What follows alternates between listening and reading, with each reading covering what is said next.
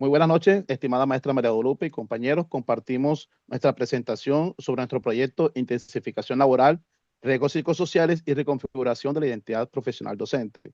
Un estudio de caso mixto en la sede educativa Camilo Torres. Siguiente.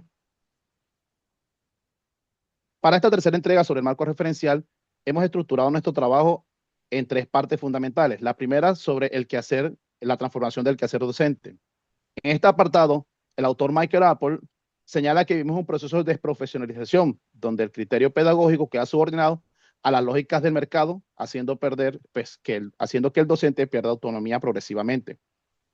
En este mismo sentido, Stephen Ball señala que el sistema nos controla mediante vigilancia constante, basándonos en indicadores de desempeño.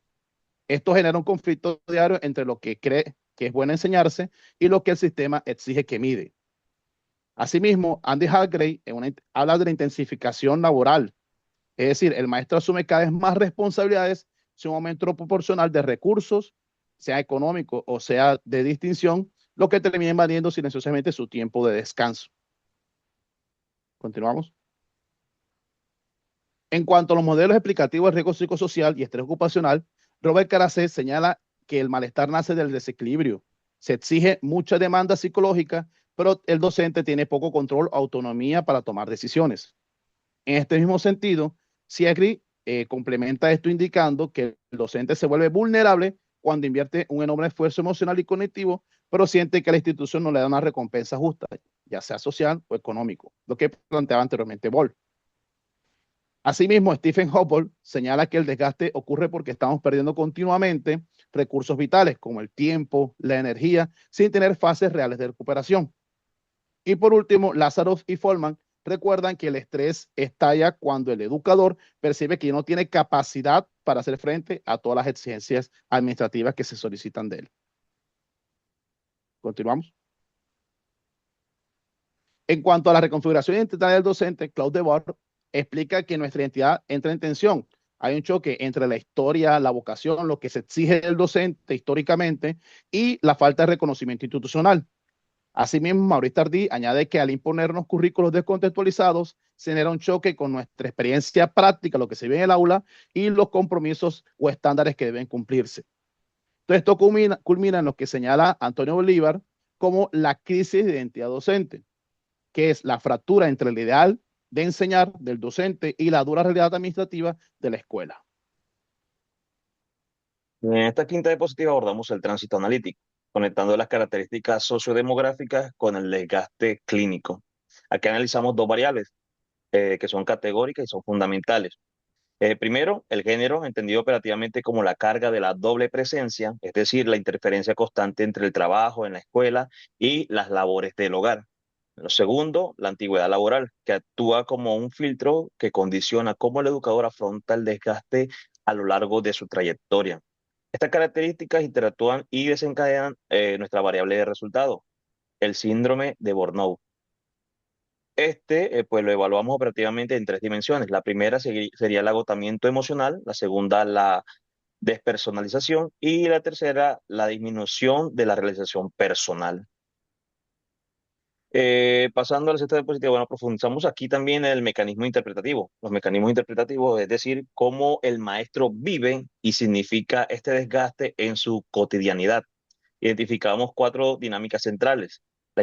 Primero, la intensificación del trabajo. Vemos cómo las demandas administrativas y la hiperconectividad colonizan el tiempo de descanso del maestro, se lo ocupan todo el tiempo, invadiendo también incluso su espacio familiar.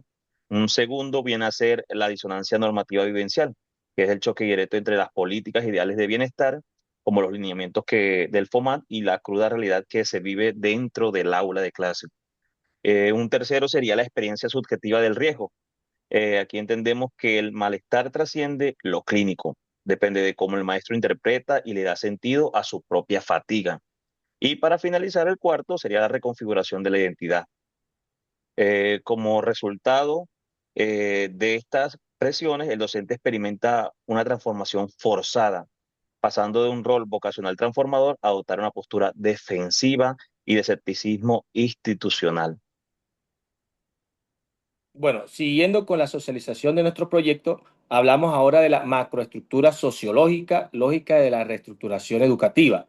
Para comprender la realidad de la sede Camilo Torres, debemos analizarla desde tres niveles macroestructurales.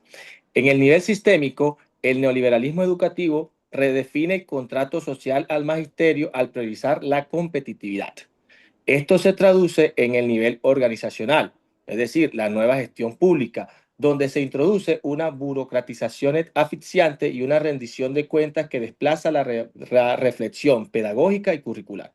Finalmente, nos encontramos con el nivel subjetivo, en la que la sociedad del rendimiento, Han 2014, nos muestra cómo la coacción externa se convierte en autoexigencia e hiperconectividad para el docente, provocando que éste asimile el fracaso institucional como una culpa individual. Siguiente. Ahora bien, vamos a hablar sobre la falla organizacional versus el déficit individual. Esta estructura nos obliga a qué? A reconceptualizar el riesgo psicosocial como una construcción estructural y no como una simple patología del estrés.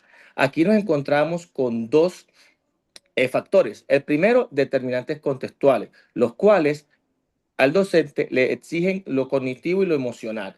También la pérdida progresiva de autonomía y control y encontramos invisibilidad del esfuerzo extralaboral.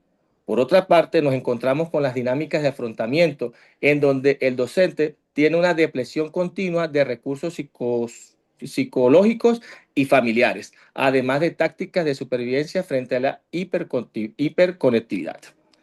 Nuestra conclusión paradigmática nos dice que el agotamiento magisterial no representa una incapacidad adaptativa del individuo, sino la somatización clínica de una organización del trabajo estructuralmente insostenible. Por último, encontramos nuestro sustento epistemológico. Estos autores nos permitieron que entrelazar las métricas de salud con las narrativas humanas para comprender de fondo la subjetividad del docente. Muchas gracias.